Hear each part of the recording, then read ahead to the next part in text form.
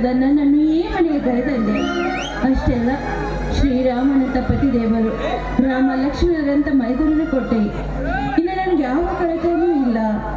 ನಾನೊಬ್ಬಳೇ ಇರೋಳು ಎಂದು ನನ್ನ ತಂಗಿಯನ್ನು ಕೊಟ್ಟೆ. ಈ ಮನೆ ಸುಂದರವಾಗಿದೆ ತಾಯಿ. ಆದರೆ ಒಂದೇ ಒಂದು ಕೊರತೆ, ಮದುವೆ ಆಗಿ 10 ವರ್ಷ ಗತಿಸಿದ್ರು ಕೂಡ ಈ ಬಂಜೆಯನ್ನು ಕೊರಗು ನನಗೆ ಹೋಗ್ತಾ ಇಲ್ಲ. ಆದಷ್ಟು ಬೇಗನೆ ನನಗೆ ಮಕ್ಕಳ ಭಾಗ್ಯ ಕರುಣಿಸಿ ಎಂದು ನಿನ್ನನ್ನೇ ನಾನು ಬೇಡ್ಕೊಳ್ತಾ ಇದ್ದೀನಿ ತಾಯಿ.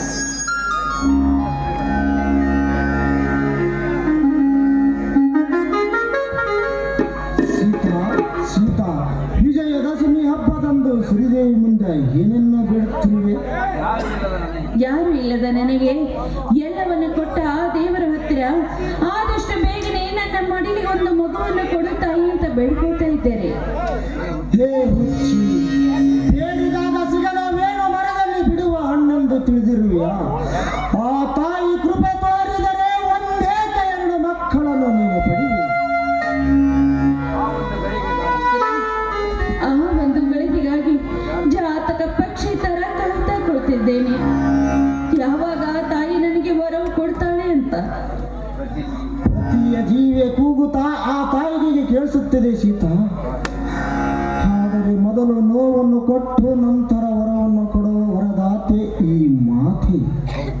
ಹೌದು, ಈ ಮನೆಯಲ್ಲಿ ಯಾವ ಚಿಂತೆ ಇದೆಯೋ? ಹಬ್ಬದ ದಿನದಂದು ಕಣ್ಣೀರಾಗ್ತಿರುವೆಯಲ್ಲ?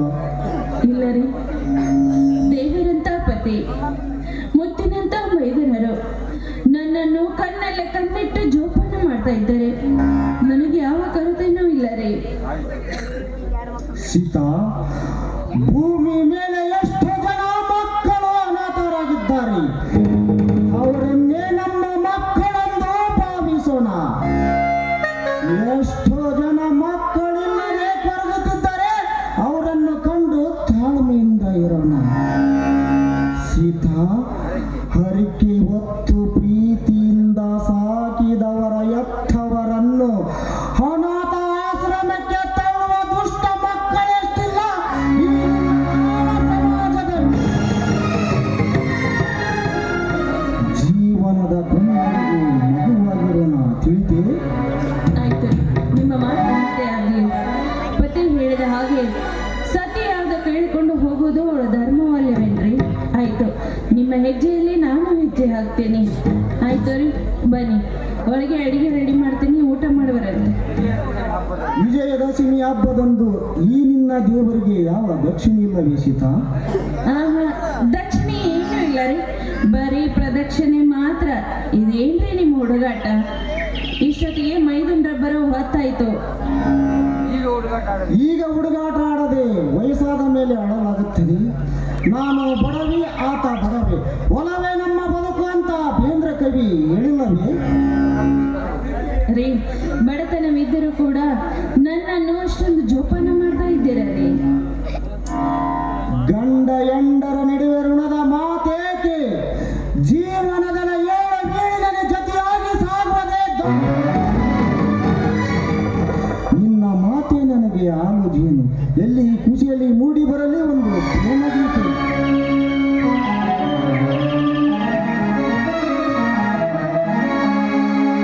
ನಿನ್ನಂತ ಶ್ರೀಮತಿ ಕೈ ಹಿಡಿದಾಗ, ನಿನ್ನಂತ ಗುಣವತೆ ಜೊತೆಯಾದಾಗ ದಿನವೂ ಆನಂದವೇ.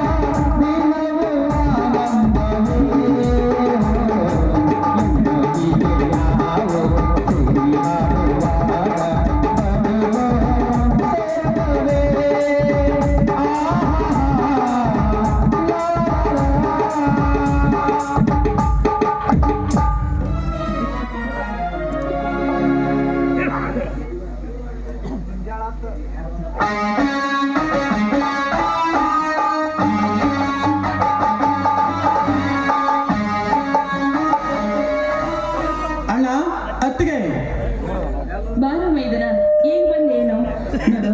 ನೀನಿಲ್ಲದ ಮನೆ ಏನೋ ಒಂಥರ ಕಡಿಮೆ ಇಲ್ಲದಂಗಾಗಿತ್ತು ನೋಡು. ಹಬ್ಬದ ದಿನ ನೀನೇ ಬಂದಿಯಲ್ಲ, ನನಗಂತೂ ತುಂಬಾ ಸಂತೋಷವಾಯ್ತಪ್ಪ. ಚೆನ್ನಾಗಿದ್ದೀಯಾ ಭರತ್? ನಿನ್ನ ತರಬೇತಿ ಎಲ್ಲಿಗೆ ಬಂತು? ಚೆನ್ನಾಗಿ ಸಾಗಿದೆಯಣ್ಣ. ಹಬ್ಬಕ್ಕೆಂದು ಒಂದೆರಡು ದಿನ ರಜೆ ನೀಡಿದರು, ಹಾಗಾಗಿ ನಿಮ್ಮನ್ನು ನೋಡಲು ನಾನು ಓಡಿ ಓಡಿ ಬಂದೆ. ಏ ಕಳ್ಳ, ನಮ್ಮನ್ನ ನೋಡೋದಕ್ಕೆ ಬಂದಿದ್ದೀಯೋ ಅಥವಾ ನಿನ್ ಹೆಂಡತಿ ನೋಡಕ್ ಬಂದೀಯೋ? ಹತ್ತಿಗೆ, ನನಗೆ ಮೊದಲು ನೀವು, ನಂತರ ನನ್ನ ಹೆಂಡತಿ, ನನ್ನ ಭಾಗದ ದೇವರು. ಹತ್ತಿಗೆ ನೀವು ನಿನ್ನ ಅಭಿಮಾನಕ್ಕೆ ಖುಷಿ ಆಯಿತು ನಮ್ಮ ಇಬ್ಬರ ಮನ. ಬಾ, ಸ್ನಾನ ಮುಗಿಸಿ ಶ್ರೀದೇವಿಗೆ ನಮಸ್ಕರಿಸು, ಎಲ್ಲರೂ ಸೇರಿ ಊಟ ಮಾಡೋಣ. ಅಣ್ಣ, ಹೌದು, ಸುಧಾ ಲಕ್ಷ್ಮಣ ಎಲ್ಲಿ?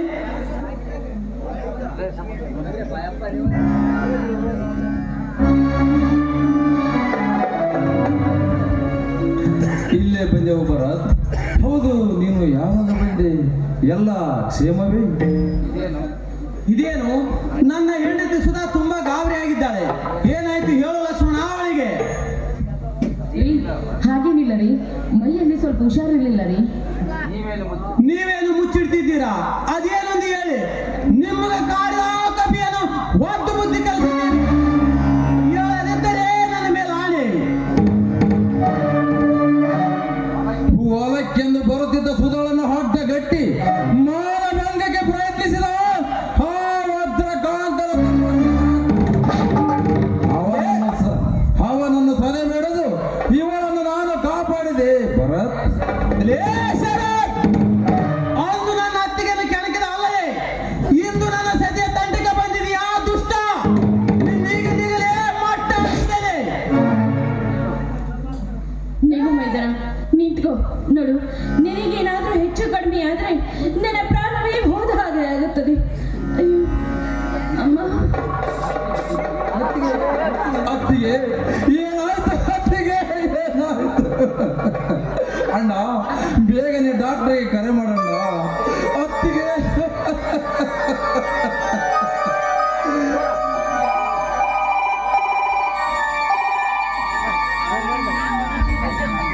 ಹತ್ತಿಗೆ ಏನಾಯ್ತು? ಹತ್ತಿಗೆ ನನ್ನನ್ನು ತಡೆಯಲು ಬಂದು ನಿಮಗೆ ಈ ರೀತಿ ಆಯ್ತೆ. ಹತ್ತಿಗೆ, ಇದಕ್ಕೆಲ್ಲ ನಾನೇ ಕಾರಣ. ಅಯ್ಯೋ ಹತ್ತಿಗೆ, ಎದ್ದೇಳು ಹತ್ತಿಗೆ, ಎದ್ದೇಳು.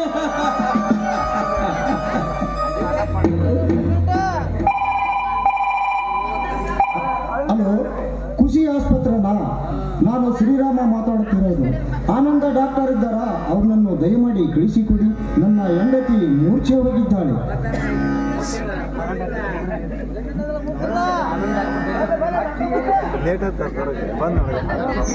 ನಮಸ್ಕಾರ ಶ್ರೀರಾಮ್ ಅವರೇ, ಯಾವಾಗ ಈ ರೀತಿ ಆಯಿತು?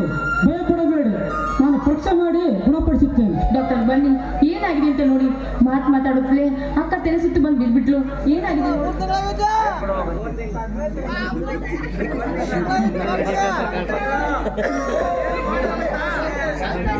ಭಯಪಡುವ ಅಗತ್ಯವೇನಿಲ್ಲ ಮಿಸ್ಟರ್ ಶ್ರೀರಾಮ್ ಅವರೇ. ಕಂಗ್ರ್ಯಾಚುಲೇಷನ್, ನೀವು ತಂದೆ ಆಗುತ್ತಿದ್ದೀರಿ.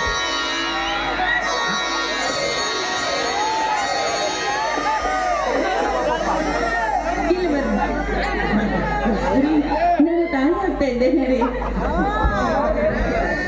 ನಿಮ್ಮ ಮಾತು ನಿಜವೇ ಡಾಕ್ಟರ್. ಕೊನೆಗೂ ನಮ್ಮ ಮೇದಾಳ ಮಾರುತೇಶ್ವರ ನಮ್ಮ ಮೇಲೆ ಕರುಣೆ ತೋರಿಸಿದ. ತುಂಬಾ ಸಂತೋಷ ಡಾಕ್ಟರ್, ತುಂಬಾ ಸಂತೋಷ. ಹಲವು ವರ್ಷಗಳ ಕಾಲದ ನಮ್ಮ ಬಯಕೆಯನ್ನು ಆ ದೇವರು ಇಂದು ಈಡೇರಿಸಿದ. ಹತ್ತಿಗೆ, ಹತ್ತಿಗೆ, ಎಂತ ಶುಭ ಸಂದೇಶವನ್ನು ನೀಡಿದ್ದೀರಿ. ಈ ಮನೆಯಲ್ಲಿ ಹಸುಕಂದನ ಲಾಲಿ ಆಡುವ ಕೇಳುವ ಸೌಭಾಗ್ಯ ಇಂದು ಒದಗಿ ಬಂತು. ನೀವೇನು ಆಯಾಸ ಮಾಡಿಕೊಳ್ಳಬೇಡಿ, ಎಲ್ಲ ಕೆಲಸಗಳನ್ನು ಸುಧಾ ಮಾಡ್ತೇನೆ. ನೀವು ಚೆನ್ನಾಗಿ ಊಟ ಮಾಡಿ ವಿಶ್ರಾಂತಿ ಪಡೆಯಿರಿ. ತವರ ಮನೆ ಇಲ್ಲದ ನಿಮಗೆ ಈ ಮನೆಯೇ ತವರ ಮನೆ. ಶ್ರೀಮಂತ ಕಾರ್ಯ ಮಾಡಿ ಬಯಕೆ ಬುತ್ತಿಯನ್ನು ನಾವು ಕೊಡ್ತೇವೆ. ಈ ಮನೆಯಲ್ಲೇ ನಿಮ್ಮ ಹೆರಿಗೆ ಮಾಡಿಸೋಣ. ಹೌದಕ್ಕ, ಕೆಲಸ ನೀವೇನು ಮಾಡಬೇಡಿ, ಎಲ್ಲ ನಾನೇ ಕೆಲಸ ಮಾಡ್ತೀನಿ. ಯಾಕಂದ್ರೆ ಇದಕ್ಕಿಂತ ಆನಂದವಾದ ವಿಷಯ ಮತ್ತೇನಿದೆ? ಈ ತಬ್ಬಲಿಗೆ ನೀವು ತಾಯಿ ಆಗಿದ್ದೀರಾ ಅಂದ ಮೇಲೆ ನಿಮ್ಮ ಹೆರಿಗೆ ಮಾಡಿಸೋದು ನನ್ನ ಕರ್ತವ್ಯವಲ್ವೇ? ನೀವು ಮಾವನೊಂದಿಗೆ ಮಾತಾಡ್ತಾ ಹಾಯಾಗಿ ಕುಳಿತಿದ್ರೆ ಅಷ್ಟೇ ಸಾಕು. ಚಿನ್ನದಂತ ನಿಮ್ಮ ಹಣ್ಣ ತಮ್ಮಂದಿರನ್ನು ನೋಡಿ ನನ್ನ ಕಣ್ಣುಗಳು ಪಾವನವಾದವು. ಈ ಮನೆಗೆ ಯಾರ ಕೆಟ್ಟ ದೃಷ್ಟಿ ಬೀಳದಿರಲಿ. ಈ ಮನೆ ಯಾವಾಗಲೂ ನಗುತ್ತಾ ಇರಲಿ. ಸುತ್ತ ಹಳ್ಳಿಗೂ ಈ ಮಾದರಿ ಈ ಮನೆ ನಾನೇನು ಬರುತ್ತೇನೆ.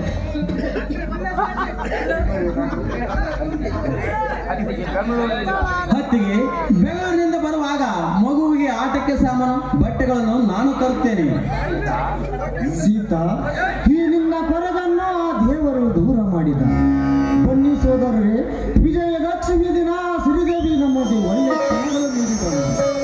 ಎಲ್ಲರೂ ಸೇರಿ ಪೂಜೆ ಮಾಡಿ ಊಟ ಮಾಡೋಣ. ಬಂಧು ಬಳಗಕ್ಕೆ ಬನ್ನಿ ಕೊಟ್ಟು ಬಂಗಾರ ಆಗಿರೋಣಂತ ಕೇಳಿದ್ದಾರೆ. ಮಾಮ, ಅಕ್ಕ, ಯಾವಾಗ ಬರ್ತಾನೆ ನಮ್ಮ ಭೂಪ?